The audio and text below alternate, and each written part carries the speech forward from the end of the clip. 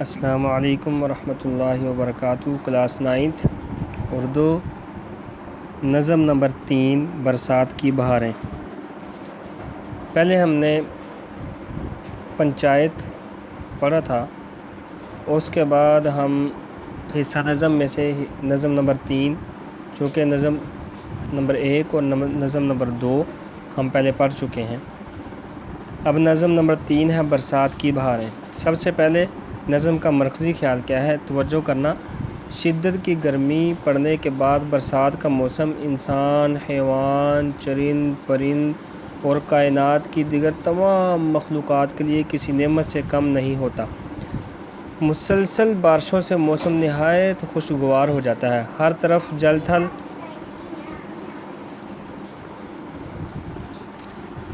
ہر طرف چہل پہل ہو جاتی ہے۔ میدانوں، گلیوں، پارکوں، باغوں وغیرہ میں ہر طرف سبزہ ہی سبزہ دکھائی دینے لگتا ہے۔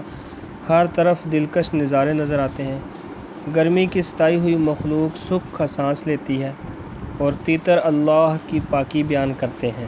یہ اس کا تھا مرکزی خیال۔ اب شعر نمبر 1 دیکھیں۔ شاعر کہتا ہے، اس ہوا میں کیا کیا برسات کی بہاریں، سبزوں کی لہلہاہٹ باغات کی بہاریں، بوندوں کی جمجماہٹ قطرات کی بہاریں، ہر بات کے تماشے ہر گات کی بہاریں۔ سب سے پہلے ہم مشکل الفاظ کے معنی دیکھ لیں گے۔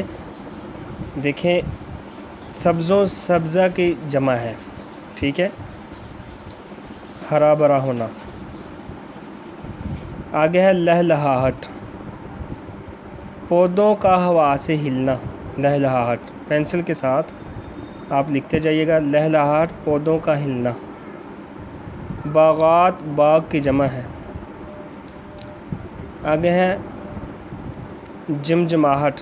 جمجماہٹ کہتے ہیں روشن، چمکنا، جگمگ کرنے کی کیفیت، ٹھیک ہے۔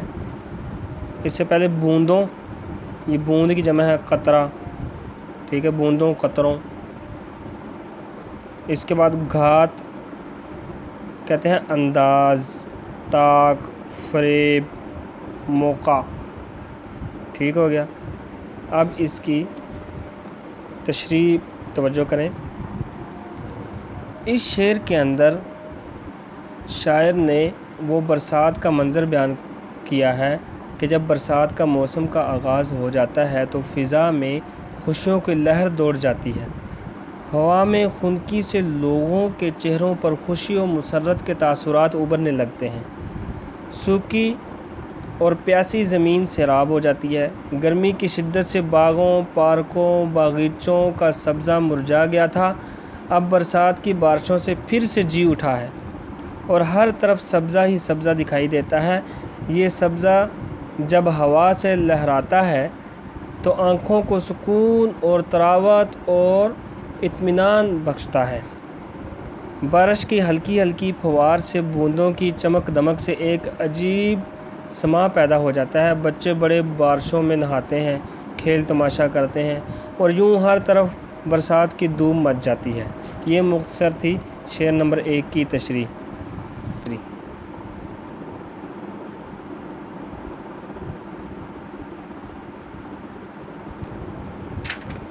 اب اس کے بعد دیکھیں شعر نمبر 2۔ بادل ہوا کے اوپر ہو مست چھا رہے ہیں، جڑیوں کی مستیوں سے دھومیں مچا رہے ہیں، پڑتے ہیں پانی ہر جا جل تھل بنا رہے ہیں، گلزار بھیگتے ہیں سبزے نہا رہے ہیں۔ کیا کیا مچی ہے یارو برسات کی بہاریں۔ پہلے الفاظ کے معنی دیکھ لیں۔ مست، مخمور، مدہوش، نشے میں چور، ٹھیک ہے۔ گلزار چمن، گلشن، پھلواری۔ بوندوں قطرے، یہ پیچھے ہو گیا۔ گھات انداز، جھڑیوں مسلسل بارشوں، ٹھیک ہے۔ یہ مشکل الفاظ کے معنی تھے۔ اب اس کی تشریح دیکھیں کہ شاعر اکبر آبادی، نظیر اکبر آبادی، انہوں نے اپنے قرب و جوار کے ماحول، اپنے زمانے کے رسم و رواج اور تہذیب و تمدن کو بڑی عمدگی کے ساتھ اپنی شاعری میں ڈالا۔ انہوں نے شعر و سخن کے لیے ایسے موضوعات کا انتخاب کیا ہے کہ جن کا تعلق براہ راست عوام الناس، بالخصوص غریب اور متوسط طبقے سے تھا۔ نظم برسات کی بہاروں میں انہوں نے موسم برسات کی دلکش منظر کشی کی ہے۔ کہتے ہیں کہ بادل ہوا کے اوپر لہراتے ہوئے چلے آ رہے ہیں اور تیزی سے آگے بڑھتے ہوئے منٹوں سیکنڈوں میں جل تھل کر جاتے ہیں۔ ہر طرف بارش کے پانی سے بہاروں جیسا سما پیدا ہو جاتا ہے۔ یہ بادل جھومتے ہوئے سارے آسمان پر پھیل جاتے ہیں۔ جب بارش ہو جاتی ہے تو ہر طرف جل تھل ہو جاتی ہے۔ زمین کا گوشہ گوشہ بارش کے پانی سے بھر جاتا ہے۔